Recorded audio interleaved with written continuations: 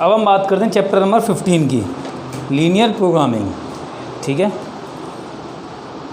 आप लोगों को बस इतनी सी बात समझनी है कि इस चैप्टर का पूरी मैथ्स में अभी जो आप 12th क्लास में पढ़ोगे किसी और चैप्टर से कोई लेना देना नहीं है।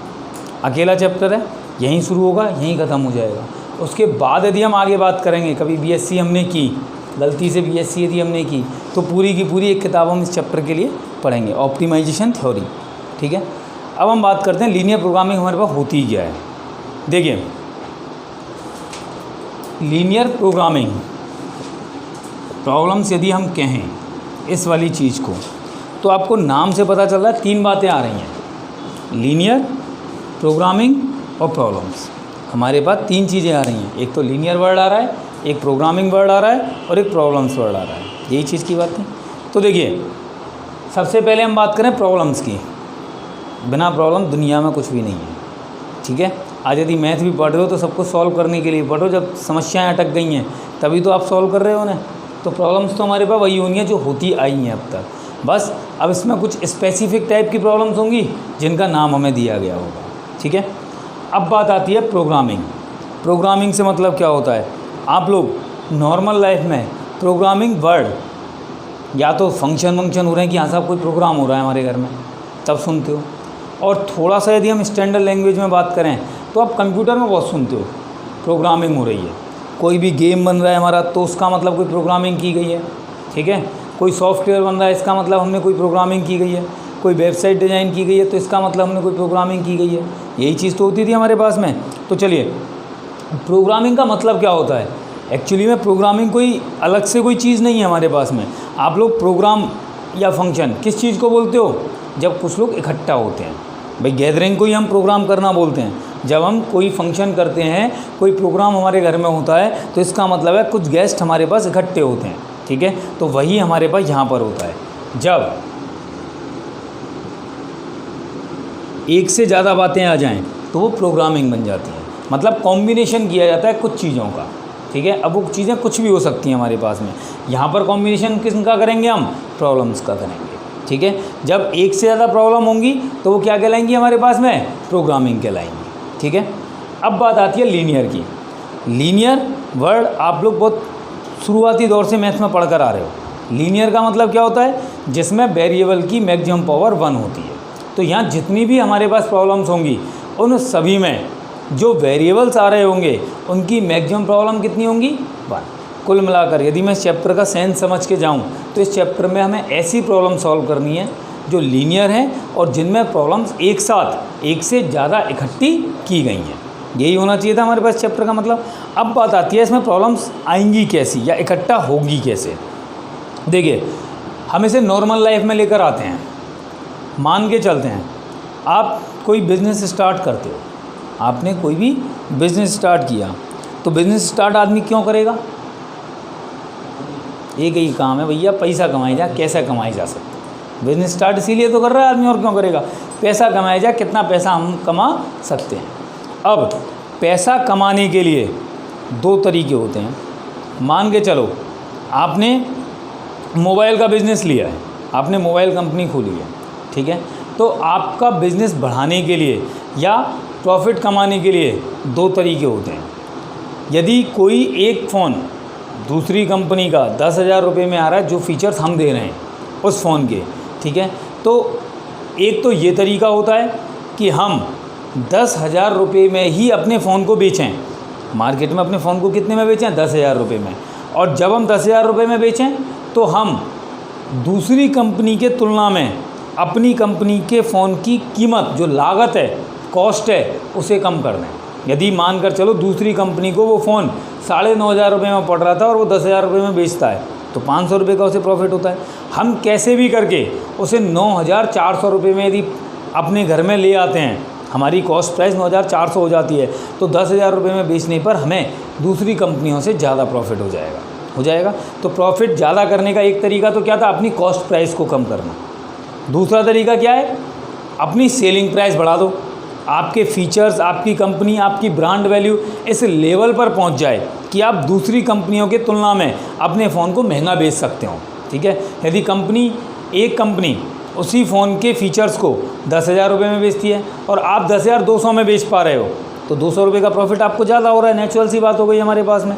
तो प्रॉफिट कमाने के लिए दो ही तरीके होते हैं, या तो अपनी कॉस्ट प्राइस को कम किया जाए या अपनी सेलिंग प्राइस को ज़्यादा किया जाए। दो ही तरीके हो सकते हैं हमारे पास। कुल मिलाकर जो भी हमें काम करना होगा, या तो वो मिनिमाइज करना होगा, यदि मुझे कॉस्ट प्राइस है जो मेरे अगेंस्ट है, सेलिंग प्राइस हमारे फेवर में आ गई, जितनी ज़्यादा सेलिंग प्राइस होगी उतना हमारा प्रॉफिट होगा, तो सेलिंग प्राइस तो हमारे फेवर में चली गई।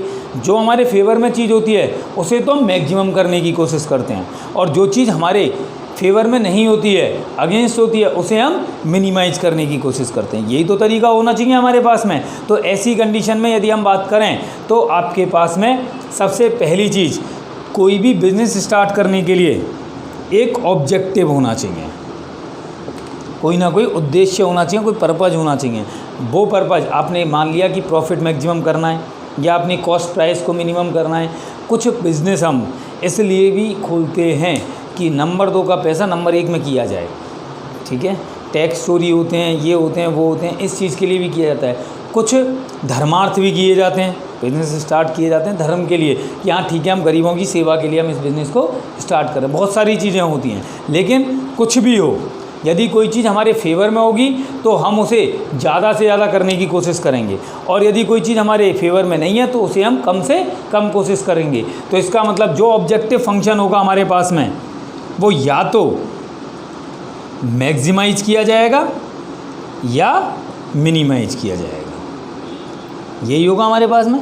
एक तो सबसे पहले एलपीबी में क्या होगा हमारे पास में, ऑब्जेक्टिव। जब हम बिज़नेस स्टार्ट करेंगे तो हमारे पास कोई ना कोई पर्पज़ होगा, वो पर्पज़ या तो मैक्सिमम करने के लिए होगा या मिनिमम करने के लिए होगा, और दोनों ही वर्ड मिलकर ऑप्टिमाइज कहलाते हैं। ऑप्टिमाइज ही मैक्सिमम होता है और ऑप्टिमाइजेशन ही मिनिमाइज होता है। बस डिपेंड करता है, यदि मैक्सिमम या मिनिमम लिखा हुआ है तो हम क्लियर हैं कि हमें इसे मैक्सिमम करना है या मिनिमम करना है। लेकिन यदि हमारे पास लिखा हुआ है ऑप्टिमाइज कीजिए किसी भी चीज़ को, तो ऑप्टिमाइज से आपको खुद आइडेंटिफाई करना पड़ेगा कि मुझे मैक्सिमाइज करना है या मिनिमाइज। वो कैसे होगा, मैंने जो अभी बताया आपको, यदि हमारे फेवर में है तो क्या करना है, मैक्सिमाइज, और हमारे फेवर में नहीं है तो क्या करना है, मिनिमाइज। ठीक है, कोई दिक्कत इस वाली चीज़ में? तो किसी भी एलपीपी का सबसे पहला पार्ट हमारे पास ऑब्जेक्टिव फंक्शन होता है। क्लियर, कोई दिक्कत इस वाली चीज़ में? अब बिज़नेस हमने स्टार्ट कर दिया और उसमें कोई बाउंडेशन नहीं हो। बाउंडेशन नहीं होने का मतलब, हमने 100 फ़ोन बनाए, 100 के 100 बिक गए, जितने में बेचना चाहते हैं उतने में बिक गए, जैसे बनवाना चाहते हैं वैसे बन गए, कोई ऑब्जेक्शन ही नहीं है हमारे पास। फिर तो हर कोई बिज़नेस खोल के बैठ जाए, हर कोई बिज़नेस खोल के बैठ जाए, फिर ज़रूरत ही क्या पड़ रही है? हमारे देश में जो बेरोज़गारी हो रही है इस चीज़ की, हर कोई बिज़नेस खोलेगा, जैसा वो चाहेगा वैसा करेगा। किसी को ज़्यादा भूख होगी पैसों की तो ज़्यादा करेगा, कम होगी तो वो कम करेगा, लेकिन होगा सबके अकॉर्डिंग, जैसा वो चाहेगा। वो अपने फ़ोन को 10,000 के फ़ोन को 15,000 में बेचना चाहेगा तो बिक रहा है सब, ठीक है ना। ऐसा पॉसिबल थोड़ी ना हो सकता है हमारे पास में। तो जब हम इसी चीज़ की बात करेंगे तो हमारे पास कुछ कंस्ट्रेंट्स बनेंगी, बाउंडेशंस बनेंगी, ठीक है, कुछ हमारे पास बाउंडेशंस बनेंगी, कंस्ट्रेंट्स बनेंगी। वो कंस्ट्रेंट्स कैसे होंगी? मान के चलो मेरे पास मेरी कंपनी, जो आपने मोबाइल खोलने की मोबाइल बनाने की कंपनी खोली है, वो 2 मॉडल लॉन्च करती है। कितने मॉडल बना रही है? 2 मॉडल, ठीक है। दोनों में अलग अलग तरीके के पार्ट्स लगते हैं। मान के चलते हैं मेरे पास पहले मॉडल को बनाने के लिए 100 मोबाइल बनाने के लिए ही पार्ट्स अवेलेबल हैं, किसी के भी लिए, या दोनों को मिलाकर कैसे भी समझ लो उस वाली चीज़ को, कि मेरे पास बाउंडेशन ये है कि मैं एक दिन में 100 ही मोबाइल बना सकता हूँ, या ऐसे समझ लो लेबर जो हमारे पास है वो 100 ही मोबाइल बना सकती है। तो अब डिमांड भले ही मेरी 300 मोबाइल पर डे की आ रही है, लेकिन मेरे पास लेबर कितनी अवेलेबल है? 100 की। तो मैं बना कितने सकता हूँ? 100 ही बना सकता हूँ, मैं 101वां मोबाइल भी नहीं बना सकता। तो इसका मतलब ये कंडीशन मेरे पास कैसी लगी? जो मेरे पास अवेलेबल थे, साधन थे, उनको या तो मैं पूरा का पूरा यूज करूँगा, इक्वल टू लेकर आऊँगा, 100 के 100 बनाऊँ, या 100 से कम बना सकता था लेकिन 100 से ज़्यादा नहीं बना सकता। तो कंस्ट्रेंट किस फॉर्म में आएगी? लेस देन इक्वल टू में। नंबर ऑफ़ मोबाइल्स जो होंगे हमारे पास में वो लेस देन हो सकते हैं 100 से, या इक्वल टू हो सकते हैं 100 से। क्यों? क्योंकि हमारी कैपेसिटी कितनी थी हमारे पास में? 100 मोबाइल बनाने की ही हमारे पास कैपेसिटी थी। क्लियर, कोई दिक्कत। दूसरे तरीके के कंस्ट्रेंट्स क्या हो सकते हैं, नेसेसरी। जैसे मान के चलो ये तो मोबाइल था, मोबाइल की बजाय मैं कोई मेडिसिन बना रहा हूँ, मोबाइल की बजाय मैं क्या बना रहा हूँ, मेडिसिन। इस मेडिसिन में केमिकल ए की इतनी ज़रूरत होनी चाहिए, केमिकल बी की इतनी ज़रूरत होनी चाहिए। यदि इतना इतना केमिकल नहीं मिला तो वो दवाई काम नहीं करेगी। तो इसका मतलब जितनी क्वांटिटी की हम बात कर रहे हैं वो रिक्वायरमेंट हो गई, तो उतनी या उतनी से ज़्यादा जो टोटल केमिकल की क्वांटिटी है वो या तो रिक्वायर्ड के इक्वल होनी चाहिए या उससे ज़्यादा होनी चाहिए, कभी भी उससे कम नहीं होनी चाहिए। इसका मतलब जितनी भी कंस्ट्रेंट्स हमारे पास बनेंगी वो या तो लेस देन इक्वल टू में बनेंगी या ग्रेटर देन इक्वल टू में बनेंगी। कोई डाउट इस वाली चीज़ में, आ रही है बात समझ में। अब ये कितनी भी हमारे पास हो सकती हैं कंस्ट्रेंट्स, तो कितनी भी हो सकती हैं हमारे पास में, किसी भी फॉर्म में हो सकती हैं। हो सकता है सभी इस फॉर्म में हो सकता है सभी इस फॉर्म में हो, या कुछ इसमें हो कुछ इसमें हो, 2 हो 3 हो 4 हो 10 हो 50 हो, कितनी भी कंस्ट्रेंट्स हमारे पास हो सकती है। जैसे जैसे बिजनेस बढ़ता जाता है वैसे वैसे ऑब्जेक्शंस हमारे पास ज़्यादा लगते जाते हैं। होते हैं या नहीं होते हैं हमारे पास में। तो ऐसा नहीं है कि 2 ही हमारे पास कंडीशंस हो सकती हैं, कंडीशंस हमारे पास कितनी भी हो सकती हैं, लेकिन जितनी भी कंस्ट्रेंट्स होंगी वो या तो लेस देन इक्वल टू में होंगी या ग्रेटर देन इक्वल टू। ये किसी भी LPP का दूसरा पार्ट होता है। उद्देश्य आ गया बिज़नेस खोलने का, उसको पूरा करने के लिए जो बाउंडेशंस लग रही हैं उन बाउंडेशंस के अंडर ही मुझे ये काम करना पड़ेगा, यही तो बात होगी। इसके बाद जो लास्ट पार्ट इसका हमारे पास आता है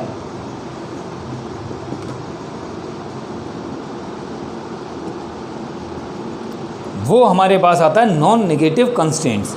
नॉन नेगेटिव का मतलब नेगेटिव नहीं है, 0 या 0 से बड़े हैं, यही बात होती है नॉन नेगेटिव का मतलब। अब बात आती है कंस्ट्रेंट्स किस चीज़ पर लगेगी। जो भी कंस्ट्रेंट्स लग रही हैं वो वेरिएबल्स पर ही तो लग रही हैं। मैंने 2 मॉडल बनाए मोबाइल के, क्या मैं उन्हें माइनस में बना सकता हूँ कि -3 तो ये मोबाइल बना दिए, -5 ये मॉडल बना दिया? ऐसा पॉसिबल नहीं है भाई। यदि मान के चलो मेरा एक्सपेरिमेंट सक्सेस नहीं हुआ, पहली बार मैं मोबाइल बना रहा था और एक्सपेरिमेंट सक्सेस नहीं हुआ, तो 0 ही तो मोबाइल बनेंगे। ऐसा थोड़ी नेगेटिव में मोबाइल बन जाएंगे हमारे पास में। तो इसका मतलब जितने भी वेरिएबल्स होंगे वो सभी ग्रेटर देन इक्वल टू 0 होने चाहिए। ये LPP का तीसरा पार्ट होता है। ये तीनों पार्ट मिलाकर एक LPP हमारे पास बनती है। अब आपने देखी प्रॉब्लम्स थी, प्रॉब्लम क्या थी, इसको मैक्सिमम या मिनिमम करना। प्रोग्रामिंग क्यों लगी इसकी, क्योंकि एक से ज़्यादा बाउंडेशंस हमारे पास आ गई थी। समस्या एक नहीं थी, एक से ज़्यादा समस्याएं हमारे पास थीं। लीनियर क्यों होगी, क्योंकि जितने भी वेरिएबल्स होंगे उनकी मैक्सिमम पावर 1 होगी। क्लियर, कोई दिक्कत इस वाली चीज़ में। अब चलिए, अब यदि हम इसी चीज़ की बात करें तो ऐसी कंडीशन में मैं इसका जनरल रिप्रेजेंटेशन लिखता हूँ कि LPP का जनरल रिप्रेजेंटेशन हमारे पास होगा क्या। ठीक है, देखिए यदि हम इसके जनरल रिप्रेजेंटेशन की बात करें, जनरल रिप्रेजेंटेशन ऑफ LPP, तो हमारे पास क्या होना था। देखिए सबसे पहली चीज़ ऑब्जेक्टिव फंक्शन होगी जिसे मैक्सिमम या मिनिमम करना होगा। मैक्सिमम और मिनिमम Z से हम इस ऑब्जेक्टिव फंक्शन को रिप्रेजेंट कर देते हैं। ठीक है, वेरिएबल्स आएंगे तो वेरिएबल में कांस्टेंट तो कितने भी मल्टीप्लाई हो सकते हैं हमारे पास, बस वेरिएबल की पावर कितनी होनी चाहिए, 1। मान लेते हैं AX + BY + C, linear equation हो गई हमारे पास में। ये हमारे पास ऑब्जेक्टिव फंक्शन था जिसे मैक्सिमम या मिनिमम करना था। अब बात आई, मैंने यहाँ पर 2 वेरिएबल लिखे हैं, ठीक, तो क्या मैं एक मोबाइल के केवल 2 ही मॉडल लॉन्च कर सकता हूँ? 2 से ज़्यादा भी तो हम लॉन्च कर सकते हैं, लेकिन हमारे सिलेबस में 12th क्लास में LPP का सिर्फ और सिर्फ ग्राफिकल मेथड दिया हुआ है। केवल क्या दिया हुआ है हमारे पास में, ग्राफिकल मेथड। और ये बात तो हम बहुत अच्छी तरीके से जानते हैं, 2 डायमेंशन से ज़्यादा का हम ग्राफ नहीं बना सकते। 3 डायमेंशन में भी हम ग्राफ नहीं बना सकते, ग्राफ हम केवल 2 डायमेंशन तक ही मेजरमेंट कर सकते हैं। यही चीज़ होती है, इसलिए हम यहाँ पर सिर्फ 2 वेरिएबल्स के लिए से पढ़ेंगे। X और Y हमने 2 वेरिएबल बना लिए क्योंकि हमें ग्राफिकल मेथड की बात करनी थी। अब यदि 2 से ज़्यादा वेरिएबल होते हैं तो हमारे पास, यदि आप आगे पढ़ोगे LPP को, तो हमारे पास जो मेथड होता है वो होता है सिंप्लेक्स मेथड। 2 से ज़्यादा वेरिएबल के लिए हमारे पास क्या मेथड आता है, सिंप्लेक्स मेथड, जो हमारे अभी 12th क्लास के सिलेबस में नहीं है। यदि हमने BSc की तो फर्स्ट ईयर में स्टार्टिंग हमारी वहीं से होगी। पहले तो यही स्टार्ट होगा पहला चैप्टर, फिर अगले चैप्टर में वहीं से हमारे पास सिंप्लेक्स मेथड से स्टार्टिंग करनी होगी। ठीक है, कोई दिक्कत इस वाली चीज़ में? चलिए, इसके बाद कंस्ट्रेंट्स को हम सब्जेक्ट टू लिख सकते थे बाउंडेशंस। ये जितनी भी बाउंडेशंस होंगी a1x plus b1y less than equal to c1 या a2x plus b2y greater than equal to c2, इसी फॉर्मेट में होंगी हमारे पास, कितनी भी हो सकती हैं। ठीक है, कोई दिक्कत इस वाली चीज़ में?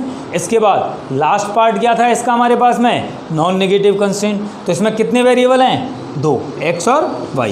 तो इसका मतलब x और y हमेशा कैसे होंगे? ग्रेटर देन इक्वल टू 0 होंगे। कोई भी डाउट इस वाली चीज़ में? कोई भी प्रॉब्लम है क्या किसी को भी? अब ये वाली बात समझ में आ गई सबको पूरी तरीके से? देखिए, अब हम बात करते हैं इस LPP के सॉल्यूशन की, कि हमें इस तरीके का जो भी क्वेश्चन मिलेगा उसे सॉल्व किस तरीके से करना होगा। ठीक है, जब हम किसी भी LPP के सॉल्यूशन की बात करेंगे तो हमारे पास इसके सॉल्यूशन होंगे 2, फीजिबल सॉल्यूशन और ऑप्टिमल सॉल्यूशन। ये दोनों सॉल्यूशन क्या होंगे ये आपको समझनी है। फीजिबल सॉल्यूशन एक ऐसा सॉल्यूशन होगा जो इन सभी कंस्ट्रेंट्स को सेटिस्फाई करता होगा, सभी कंस्ट्रेंट्स को सेटिस्फाई करेगा।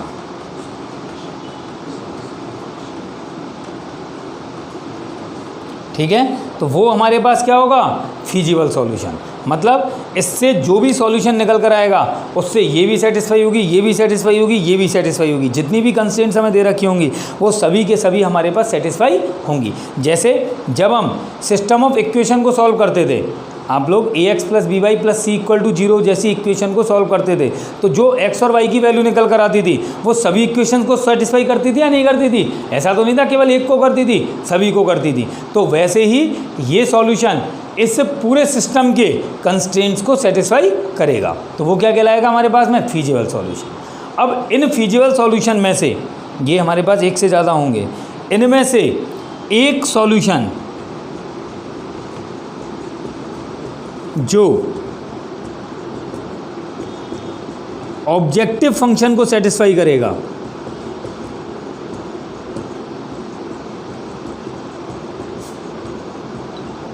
ऑब्जेक्टिव फंक्शन कौन सा? ये जिसे हमें मैक्सिमम या मिनिमम करना था, उसे सेटिस्फाई करेगा। तो ऐसी कंडीशन में जो सॉल्यूशन निकल कर आएगा वो हमारे पास क्या कहलाएगा? वो हमारे पास कहलाएगा ऑप्टिमल सॉल्यूशन। कोई दिक्कत इस वाली चीज़ में? आ रही है बात सभी को समझ में? ऑप्टिमल सॉल्यूशन कब निकलेगा? जब हम फीजिबल सॉल्यूशन निकाल चुके होंगे। फीजिबल सॉल्यूशन में से ही एक सॉल्यूशन हमारे पास ऑप्टिमल सॉल्यूशन होगा। कोई डाउट इस वाली चीज़ में? आ रही है बात समझ में? अब बात आती है, सबसे पहले तो मेरे पास ऑप्टिमल सॉल्यूशन को तो मैं बाद में निकालना सीखूंगा, पहले मैं किसे निकालना सीखूंगा? फीजिबल सॉल्यूशन को, कि हमारे पास फीजिबल सॉल्यूशन क्या आना चाहिए। इतनी सी बात होनी चाहिए। देखिए, सीधा सीधा सा सिस्टम समझ कर चलिए। जब आप किसी भी LPP को सॉल्व करने की बात करेंगे, किसी भी LPP को जब आप सॉल्व कर रहे होंगे, तो सबसे पहले आपको सिर्फ और सिर्फ उसकी कंस्ट्रेंट से मतलब है। मतलब आपको उसके ऑब्जेक्टिव फंक्शन जिसे हमें मैक्सिमम या मिनिमम करना है उससे आपको कोई भी लेना देना नहीं है। एज इट इज़ बड़ा रहने दो, जो भी कुछ हमारे पास होता है, हमें सबसे पहले इन कंस्ट्रेंट्स को सॉल्व करना है। ठीक है, जितनी भी कंस्ट्रेंट्स हमें दे रखी होंगी उन सभी कंस्ट्रेंट्स को हमें सॉल्व करना है। अब बात आती है, ये जितने भी कंस्ट्रेंट्स होंगे वो सभी हमारे पास इन इक्वेशन में होंगे। इन इक्वेशन का मतलब लेस देन इक्वल टू या ग्रेटर देन इक्वल टू में होंगे। जबकि हम लोग आज तक जो सीख कर आए हैं वो सीख कर आए हैं इक्वल टू। आज तक जो हम सीख कर आए हैं वो क्या सीख कर आए हैं? हम इक्वल टू। तो इन दोनों में कोई अंतर होता है क्या? जब हम इक्वेशन सॉल्व करते हैं उसमें और इन इक्वेशन सॉल्व करते हैं उसमें क्या होता है समझो। मानकर चलो मैंने लिखा x इक्वल टू 2 और x इज़ लेस देन 2, इन दोनों में क्या डिफरेंस है? इसका मतलब है x की वैल्यू एग्जैक्टली 2 के इक्वल होगी, ना 2 से कम हो सकती है ना ही 2 से ज़्यादा।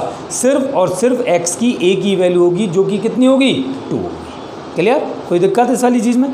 जबकि यदि मैं इसकी बात करूं तो इसका मतलब है x की वैल्यू 2 से छोटी होगी।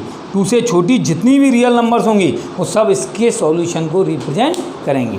1 भी इसका सॉल्यूशन है, 0 भी इसका सॉल्यूशन है, -1 -2 -3 पॉइंट की इनके बीच की सब नंबर्स क्या होंगी, इसकी सॉल्यूशन होंगी। तो इसका मतलब हमारे पास इक्वेशन, जो इक्वेशन होती थी इक्वल टू वाली, वो एग्जैक्टली सॉल्यूशन देती हैं, जबकि इन equation less than equal to या ग्रेटर देन इक्वल टू वाली होती हैं वो हमारे पास एक रीजन देती हैं, एक एरिया देती हैं, एक क्षेत्र देती हैं हमारे पास में कि कितना एरिया, कितना पार्ट हमारे पास इसके सॉल्यूशन का हिस्सा है।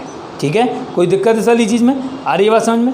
अब बात आती है इन्हें सॉल्व करने के तरीके पर कि हम इन्हें सॉल्व कैसे करेंगे। ठीक है, तो सॉल्व करने के लिए आपको क्या करना है,